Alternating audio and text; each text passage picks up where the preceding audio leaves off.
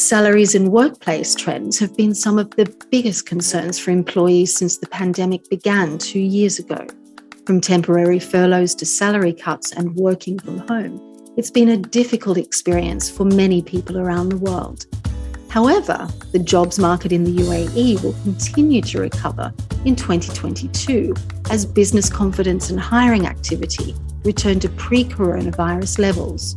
A number of specialist recruitment agencies in the UAE are also forecasting that our take-home pay could rise as much as 5% this year. But what other benefits can we look forward to? Welcome to Pocketful of Dirhams. I'm Felicity Glover, the personal finance editor at The National. Joining me today is Grace Eldridge, business manager at recruitment specialist Hayes Middle East, who's here to talk about this year's salary trends in the UAE.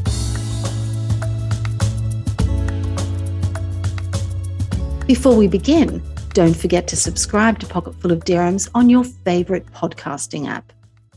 Welcome to the show, Grace. Thanks, Felicity. So in your latest Hayes salary report for 2022, you're forecasting an average salary rise of 5% this year in the UAE. Is this across the board, or will certain sectors see potentially a bigger rise? And if so, what would those sectors be? So we're predicting a rise of up to 5%, so anywhere between 1 and 5%, and that is across the board. So the confidence has grown in the market across all sectors. Many businesses did also freeze pay increases during the pandemic, and 2022 has really marked the turning point where business activity and staffing budgets are back to and beyond pre-pandemic levels, and therefore employees have the opportunity to benefit from this with pay rises. Now, that being said, we don't expect all employees to receive a pay increase. So pay rises are rarely offered on a company-wide basis. It's typically individually determined. And they're usually as a result of somebody either starting a new job with a new company or individual performance-related pay rises. So we're expecting that to be the same again this year. We think that, there'll be a general uplift across all sectors, but it will not necessarily be experienced by all professionals. So based on the annual salary trends that have come out of our most recent guide, we'd expect that up to 50% of the employment market in the UAE would receive a pay rise in 2022. Okay, that's interesting. You said that, there's been a pickup in hiring and also salary budgets for this year, sort of returning to pre-pandemic levels. Does it also signal a return to bonuses? And if it does, what would they typically be based on? Yeah, so much like pay rises, we would expect there to be a higher proportion of bonuses paid out this year, especially in comparison to the last 2 years as business revenues grow. But again, much the same, it's not necessarily going to apply to all working professionals within the region. It's really difficult. It's a question we get asked a lot, and it's very difficult to generalize exactly how much of a bonus people who receive one can expect. There are multiple factors to consider. So you've got length of service, the size of the organisation, individual, team and company performances, growth targets, industry, etc. So the areas that we see bonuses most commonly paid would be senior management up to the C-suite level. And then also, I guess, probably stating the obvious here, but commission-based roles. So the sales profession, for example. On a C-suite level, as an example of this, bonuses really do vary by individual, but typically they would include 1 month's salary as a minimum. And it will always be put in place as part of an offer process. So it will be established before the individual starts in their new role. Okay. So not everybody will see a bonus, which is a bit sad, really, when you think about it after what everybody has experienced over the past couple of years and adjusting to new ways of working, I guess you could say. But that brings me to my next question, which is, what other trends in benefits are you seeing for this year?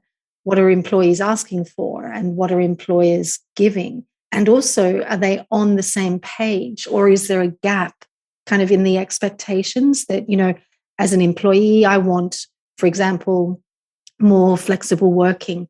But as an employer, I'm like, no, I want you in the office, or instead I'll offer you something, in terms of health or well-being or something like that.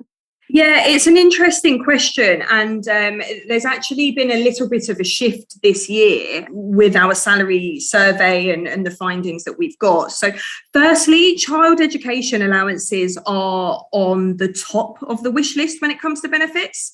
So 34% stated that this was the most significant when somebody's considering a new employer. And our survey found exactly that. So 34% of organisations in the region provide some sort of child education allowance.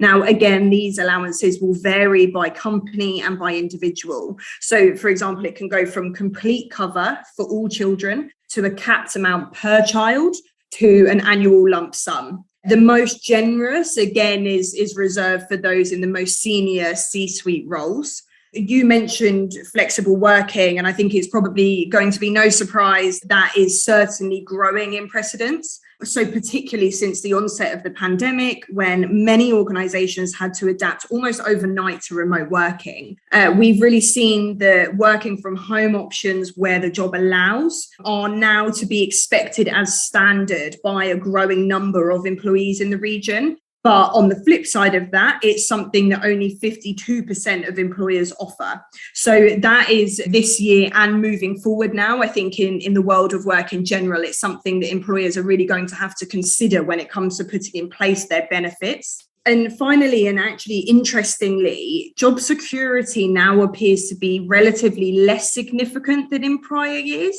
So stability of employment is not to be overlooked, but professionals are more intent on their pay and benefits and the overall organisation culture in terms of flexible working when it comes to assessing what's the most important to them.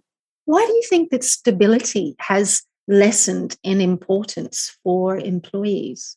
There's probably a couple of reasons, I guess. The first one, I wouldn't necessarily say that it's lessened in importance, it's just been overtaken. So flexible working, for example, in prior years has been lower down the list. Whereas now, obviously, I guess you get a taste for it, right? Working from home, having that more flexible approach to your work-life balance. So I think it's a case of not necessarily being less important, but maybe less significant. And then the other thing is that when there's been a period of change in a market, and this is global, it's not just the UAE, but especially within the UAE, there's maybe a degree of acceptance, and there has been a lot of nervousness over the last couple of years around job security. And so I think perhaps it's more of okay, that's obviously a nice to have, but maybe it's less expected than it has been in the past.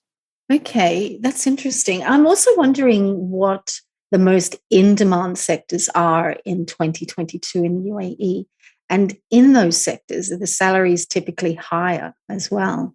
Yeah, so salaries paid are, of course, based on the demand and supply of talent. So if you look by different professions, technology continues to be the most in demand at this moment in time, particularly roles relating to data science, product development, software development, cybersecurity. And professionals who are experienced in these areas, who are typically limited in supply, are therefore paid accordingly. Now, more generally speaking, the most in-demand candidates in the UAE job market are probably at that mid to senior level. So, employees who have years of experience in both the local and international markets, as well as industry-relevant qualifications.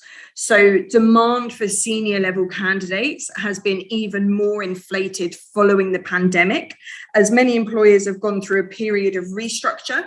And they're now actively hiring senior leaders who've got the skills and the expertise that will achieve the business growth objectives. What is the competition like for these in-demand sectors like technology? Are employers doing anything different to retain and attract talent? There's a huge competition in the market at the moment for top, experienced and skilled talent across all industries. So from an employee perspective, salary and career development remain the top two factors in attracting them to organisations. Of the 56 professionals who took part in our salary survey and anticipate moving to a new job in 2022, salary is the number one reason why. We've seen employers adapt their offerings in terms of flexible working options, as I mentioned earlier, therefore offering more work from home opportunities. And in some instances, we're also seeing employers hire remotely, enabling them to work from their home countries outside of the UAE. And that really helps to attract and retain talent. It's not, however, and I will caveat, it's not the norm. Where it's possible, I think the preference is to be based in the UAE. So, Grace, I think it's interesting that some companies in the UAE are looking at expanding their talent pools by looking outside and hiring people to work from their home countries. Do you think that we'll see more of that this year? Yeah, I do. I think that there are certain professions where that lends itself to more easily than others. So, for example, and going back to the technology industry, that's probably where the largest proportion of those people who are working remotely will come from. And that's tapping into overseas skills, right? And different people from different parts of the world. For example, though, if we look at the sales industry, that's not going to work as well working remotely, because obviously there's an element of face-to-face that comes into that and building relationships. So I think the world of work and the world in general is more agile. And so I do think that there will continue to be an increase in remote working. But I think ultimately the clients that we work with, certainly the preference would typically be to be based here. Absolutely. And what do you think are the most in-demand soft skills for 2022? I mean, they seem to be evolving as well with this remote working trend. There's probably three main soft skills in demand, and that would be adaptability, communication, and problem solving. These have been very much highlighted as a result of the pandemic. If I touch on adaptability there, first of all, so it's the ability to accept and adapt to change, which is vital. The world of work is constantly changing. It's likely to accelerate even more so with the evolution of technology. Consumer needs are changing and expectations are changing as well. And therefore, organizations are needing to shift their entire business model. As a result of this, jobs are changing. So whether that's organizational, technological, or skills-based, the jobs that we do and the way that we do them is changing and will continue to change again and again. And with all of these unknowns and all of the change that's happening, employers will increasingly look for people who can move out of their comfort zone and see change as an opportunity for growth and innovation. The second one that I mentioned was communication. And I think whilst it may speak for itself, strong communication skills allow you to understand others and to be understood yourself, especially when it comes to reaching a successful outcome for all relevant stakeholders. So, for example, strong communicators, they know their audience, they can stick to the point, they use clear and concise language, and they'll always come across as empathetic. They're aware of how their body language can convey their message. And perhaps most crucially, they're active listeners. So someone who has strong communication skills will take on board the perspective of others. And it leads into problem solving as well, which was the third that I mentioned. So in the constantly evolving and fast-paced world of work, knowing how to determine the best possible solution to new and complex problems is going to ensure that you can always come to a successful outcome. So with no shortage of problems at work on a daily basis, strong problem-solving skills are going to ensure that you can understand and therefore solve challenges that come up. So there's no doubt that hiring activity in the UAE has picked up over the past few months.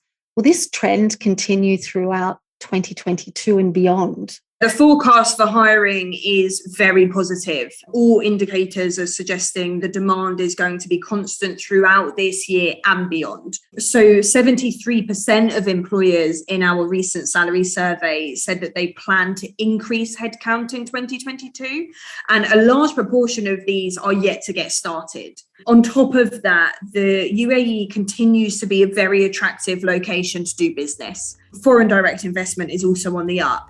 So from the ambitions to be a leading economy of the future to the plans for becoming more of a knowledge-based economy, as well as the tourism strategy to be the most visited city in the world, there's quite literally a world of possibilities for business here. Thank you this week to Grace Eldridge of Hayes Middle East. If you would like advice on your personal finance issues, you can write to me at pf@thenational.ae. And remember, PF stands for Personal Finance. Please do subscribe to Pocketful of Dirhams on your podcasting app to receive weekly updates. And also leave us a review so we know what you think. This episode was produced by Arthur Edison and Aisha Khan, and I've been your host, Felicity Glover.